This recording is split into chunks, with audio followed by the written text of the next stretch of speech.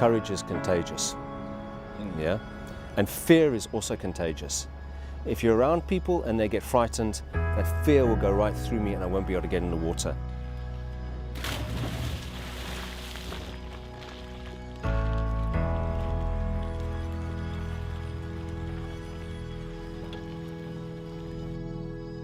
These swims, and be under no illusion, you know, I put my life on the line. I don't want to die. I do these swims because I treasure life. I treasure all of life, the whole of the animal kingdom. There's something very, very wrong about us pushing the animal kingdom in many species into extinction. I do these swims because I want to highlight very graphically what's happening to our environment. There's something very simple about a man taking off all his clothes just in his Speedo and diving in to carry a message. It's simple, it's clear, everybody understands it.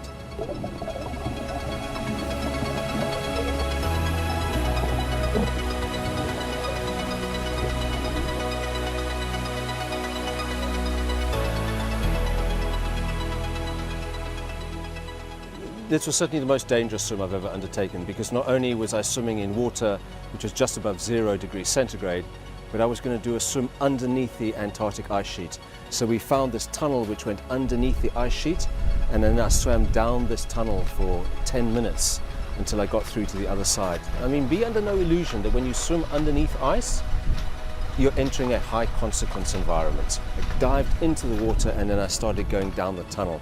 And it was the colors which were so amazing. I mean, as I went in, it was this beautiful, beautiful turquoise blue. And then I go around a corner, so this river was winding its way underneath the ice. Around the next corner, it was a dark blue. And around the next corner, it was an indigo, and then it was a violet. Graphically trying to show world leaders how this place is changing. And also that the fact that you now got rivers down there. These rivers are now flowing underneath the ice sheet. Good luck.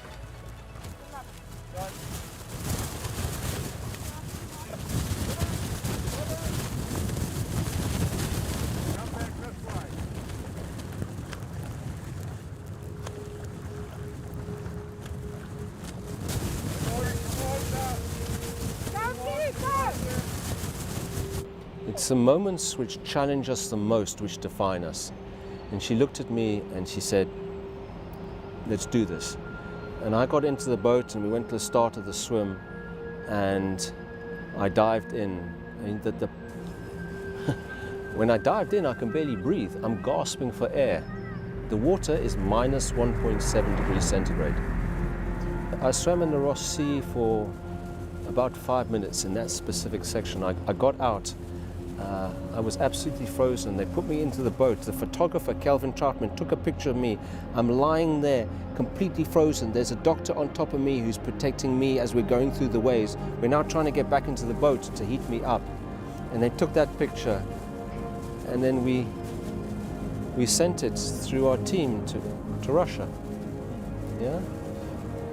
To share with Russia that we care about this place. This is one of the last pristine places on this planet. We have to protect it. And you know what?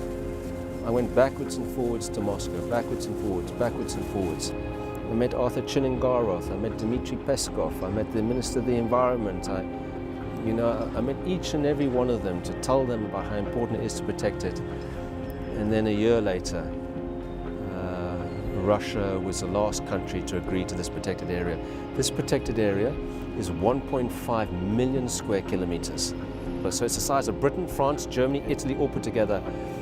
When Sergei Ivanov announced that Russia was going to sign the deal, I just wanted to cry, because finally we had succeeded. You know, you try get 25 countries, many of whom have disagreements with each other, to agree to come together to protect a place. That's special. This is not like trying to create a protected area in Siberia. All you've got to do is get Russians to agree it. In Antarctica, you've got 25 nations to all agree it, many of whom have got big differences. Britain and Russia, America and China, Japan and China, Britain and Argentina. And they all play out in these discussions.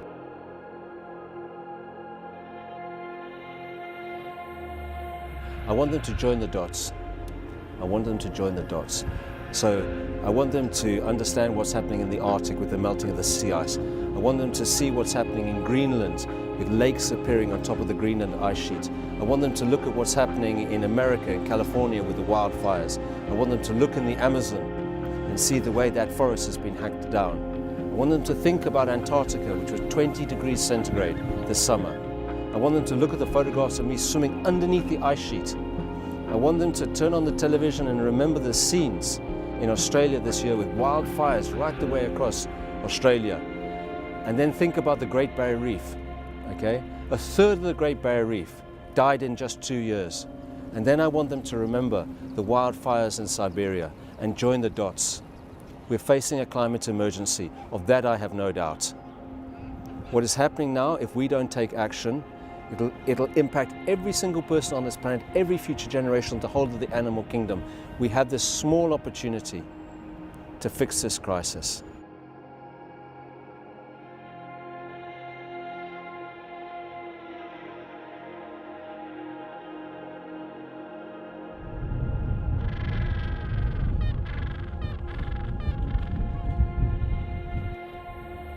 The coronavirus is a serious situation, but it will eventually solve itself.